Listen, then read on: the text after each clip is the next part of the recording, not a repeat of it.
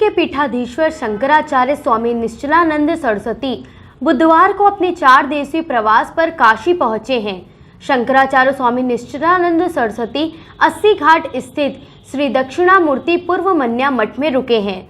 उनके आने की सूचना पर भक्त मठ में उनके आशीर्वाद लेने के लिए उमड़ रहे हैं। इस दौरान उन्होंने राष्ट्रीय सुरक्षा और धर्म की रक्षा पर आवश्यक बैठक भी किया। दार्शनिक, वैज्ञानिक और व्यावहारिक धरातल पर हिंदू सबके पूर्वज सिद्ध होते हैं, चाहे मोहम्मद साहब रहे हों चाहे ईसा मसीह।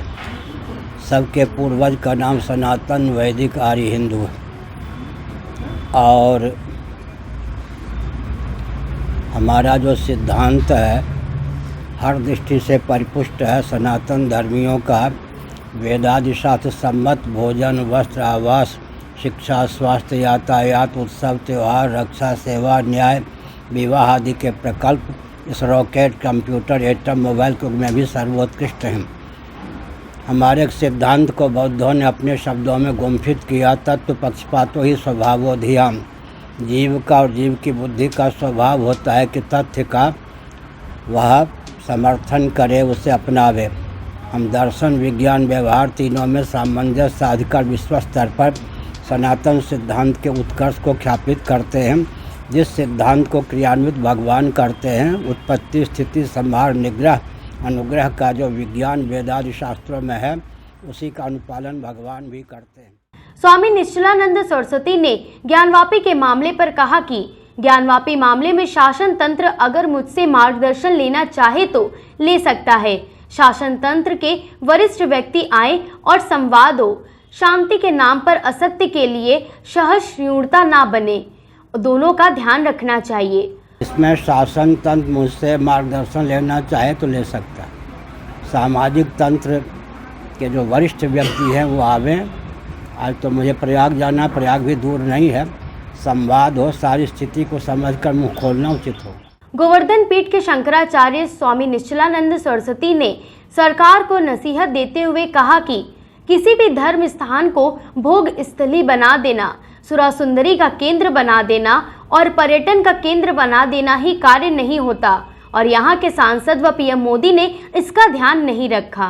किसी भी तीर्थ स्थान को, तपस्थली को भोगस्थली बना देना, सुरा सुंदरी का केंद्र बना देना, पर्यटन का केंद्र बना देना, यही संभव।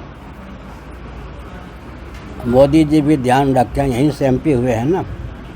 एक बहुत बड़ा विचारक आया, उसने कहा कि ईश्वर ने भूल की है। इसके बाद ये गड्ढा बना दिया, फिर ऊंचा बना दिया, फिर नीचा बना दिया, समतल कर दो। समझ गए? बहुत अच्छा लगेगा। ईश्वर की भूल निकाली गई, यूँ है, इसके बाद गड्ढा है, उसके बाद ऊंचा है, फिर नीचा है, समतल कर दें।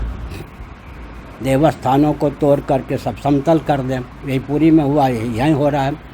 तो सेकुलर शासन तंत्र से हम अपेक्षा नहीं रख सकते कि सनातन मान बिंदुओं की रक्षा में उसका कोई योगदान होगा। विश्वनाथ धाम जिस तरह से जीर्णोद्धार हुआ, क्या उसको आप मानते हैं? हाँ, विश्वनाथ मंदिर में जिस तरीके से जीर्णोद्धार हुआ है, उसको किस रूप में देखते हैं? जीर्णोद्धार किसका हुआ है? देवी देवता जो थे ना, बहुत से पार्ष, उनको हटा दिया गया है नहीं जी। तो शास्त्र सम्मत विधा से काम होना चाहिए था ना। मैंने कहा कि सेकुलर शासन तंत्र के सामने एक विकास का प्रकल्प होता है। जैसे यहाँ पर उधर विश्वनाथ जी हैं, इधर कौन है? गंगा जी। बस मार्ग को प्रशस्त करने के नाम पर देवी देवताओं को कहाँ ले गए? यही पुरी में भी यही हुआ है। ये सब उन्माद है। ये सेकुलर तंत्र के नाम पर उन्माद चलना ठीक नहीं। अच्छा, फिर धार्मिक क्षेत्र का विषय है, उसमें शासन तंत्र को हस्तक्षेप करने का कोई अधिकार नहीं बनता। मेरे भावों को चीफ जस्टिस सुप्रीम कोर्ट ने बताया था कि सेकुलर शासन तंत्र को धार्मिक आध्यात्मिक क्षेत्र में सहभागिता का परिचय देना चाहिए। कोई अराजकता का परिचय दे रहा हो तो दमन करना चाहिए। हस्तक्षेप करने का अधिकार बिल्कुल नहीं होता।